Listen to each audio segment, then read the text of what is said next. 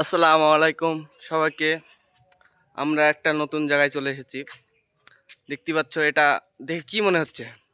এটা কোনো বাড়ি না কোনো পার্ক? তোমরা আগে দেখে নাও, তারপরে আমি বলবো এটা কি। ঠিক আছে? এত সুন্দর জায়গা, এখানে সবাইকে আসতে হবে একদিন। দেখো, তোমাদেরকে দেখানোর জন্য আমি চলে এসেছি। এটা কোন জায়গা আমি একটু পরেই বলছি, ঠিক আছে? তোমরা একটু কমেন্টে বলো দিনি এটা কোন জায়গা, তাড়াতাড়ি বলো। পার্ক লাগছে না বাড়ি লাগছে? এটা কোনো বাড়ি না পার্ক? বাড়ি না পার্ক? এটা হলো আমাদের, এবার বলি ফেলি, এটা হলো আমাদের মধুমনা গোরস্থান ময়দান। ঠিক আছে? এখানে আমরা একটু কাছে গিয়ে দেখাই। এই যে এখানে আমরা মায়েতকে রাখি, মায়েতকে রেখে এখানে আমরা জানাজার পড়াই। এটা কাতারের দাগ যেন লাইন বেঁকা না হয়, সোজা হয়। মানে অনেক জায়গায় দেখেছি যে সোজা করতে করতে ওদের হয়ে যায় না, তাই জন্য আমরা একটা ভেবেছি এখানেও আমরা করব। এখানেও একটা কায়দা আছে, কাতার করব, কাতারের দাগ করব যেন একটু সোজা হয়।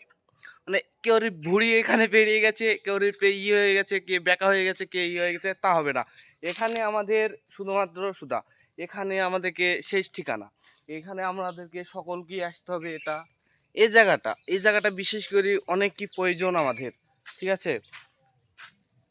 যে ওদিকে আছে কবরস্থান, ওদিকে এদিকে থেকে এখান থেকে প্রথম শুরু হয়েছিল, ওই অবধি লাস্ট হয়ে গেছে এই মুহূর্তে। আর এই জমিটা আপাতত কিনা হয়েছে, এটা বাচ্চাদের জন্য রেখেছে। ঠিক আছে? একটু পেছনকার ক্যামেরা থেকে দেখানোর জন্য চেষ্টা করব। এই যে এটা কল, মানে এটা বাথরুম, এটা অজুখানা। যদি ট্যাঙ্কিতে পানি হয়ে যায়, ফুরিয়ে যায়, তো মোটর ব্যবস্থা আছে এখানে, মোটরের ব্যবস্থা আছে। তার পাশাপাশি একটা কল আছে, কল থেকে যে পানি নিয়ে উজু করতে পারে। এটা একটা লাইট, নাইট সোলার লাইট, এটা সরকার থেকে দিয়েছে, সরকারের। আর এটা আমাদের দাগটা কিছুদিন আগেই করা হয়েছে, তো আমাদের মসজিদের কমিটির লোক করেছে। তো তাদেরকে অনেক অনেক ধন্যবাদ, আমাদের মধুমনা গোরস্থানকে এত সুন্দর করে ডেকোরেশন করার জন্য ধন্যবাদ। আর এই যে এই ঘরটা দেখতে পাচ্ছেন, এই ঘরটা যখন বৃষ্টি হবে, যখন মায়াতকে ভিজে যাবে, সব জানাজা পড়তে আসবে, তখন এই ঘরে দাঁড়াবে। তখন এই যে ঘরেও কাতারের দাগ দেওয়া আছে, ঘরটা অনেক সুন্দর করে রেখেছে। তারপরে আরেকটা জিনিস দেখুন, এখানে এখানে যখন আমাদের মায়েতকে দেখা হয় এখানে, আর এখান থেকে জানাজা পড়ানো হয় এখানে, দেখুন। আর এখানে সব মানুষ দাঁড়িয়ে থাকবে জানাজার জন্য। আর আরেকটা জিনিস আমি নোটিস করলাম, তো একটু দেখানোর জন্য চেষ্টা করছি।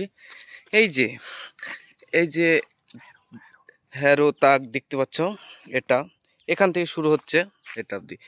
এটা কি বলো জানি, এটা 10 ধাপ করে, মানে পের হইয়ে মায়াতের যখন মায়াতকে নিয়ে যাবে খাটিয়াতে করে, তখন ঘাট চেঞ্জ করতে হয়। এটা 10 ধাপ, এখান থেকে আর এ অবধি 10 ধাপ, এখান থেকে এখানে যেতে আবার ঘাট চেঞ্জ করবে। তো আমাদের মধুমনার কিছু বাসিন্দা পেয়ে গেছি, তো তাদের কাছে শুনে নেব তাদের ফিডব্যাক কি, যে কেমন লাগছে তাদেরকে। আসুন এখন জেনে নেব। তো বিষয়টা হচ্ছে যে কবরস্থান, গোরস্থান, রাস্তা স্থান, বাসস্থান, যেমন খাদ্যস্থান, কর্মস্থান, এই যে নানান স্থানগুলা, এগুলা মানব জীবনের জন্য প্রয়োজনীয় জিনিস। তো তার মধ্যে সে সে মানে কোন জিনিসটা কতটা গুরুত্ব রাখে বেশি, মানে কোনটার পুরে ব্যাসেজ করে আমরা বেশিক্ষণ টাইম কাটাই, রাস্তাতে বেশিক্ষণ কাটাই না বাড়িতে না গোরস্থানে। তো লাস্টে আমরা হিসাব করে দেখা যাচ্ছে যে আমরা গোরস্থানে মানে লাস্ট বয়সে আমরা বেশি দিন কাটাই। তাহলে গোরস্থানটার গুরুত্ব কম না, গোরস্থানটার গুরুত্বই লাস্টে দেখা যাচ্ছে বেশি হয়ে দাঁড়াচ্ছে। তাই গোরস্থান সম্বন্ধে কতটা মানুষের সজাগ কিংবা কতটা তার দায়িত্ব পালন করা উচিত, সেটা সকলে একটু মাথায় ভাবনা চিন্তা করে গোরস্থানের উপরে খেয়াল রাখাটা উচিত আছে। যে মাপের হওয়ার দরকার সেই মাপে মোটামুটি অনেকগুলাই যা দেখা গেছে গোরস্থান, তার মধ্যে মিনিমাম আমাদের এটা বিশেষ করে 40% উপরে তো মান পাচ্ছে। এর চাইতে হয়তো বড় বড় ভিআইপি হয় গোরস্থান, ভালো আকারে হয়, কিন্তু দেখা যাচ্ছে আমাদের যেটা হলো মিনিমাম 40-42% উপরে এর মান পাবে। গোরস্থানটা দেখলে হয়তো নজরে দেখলে হয়তো খেয়ালকে দেখলে সেটা নিজে অনুভব করা যাবে, কিংবা বিচারালয়ের মাধ্যমে এটা এর সার্থকতাটা আনা যাবে। তো আজকের ভিডিওটা এই অবধি ছিল। তো ঠিক আছে তাহলে বন্ধুরা, আসসালামু আলাইকুম, ভালো থাকবেন, সুখে থাকবেন, আসসালামু আলাইকুম।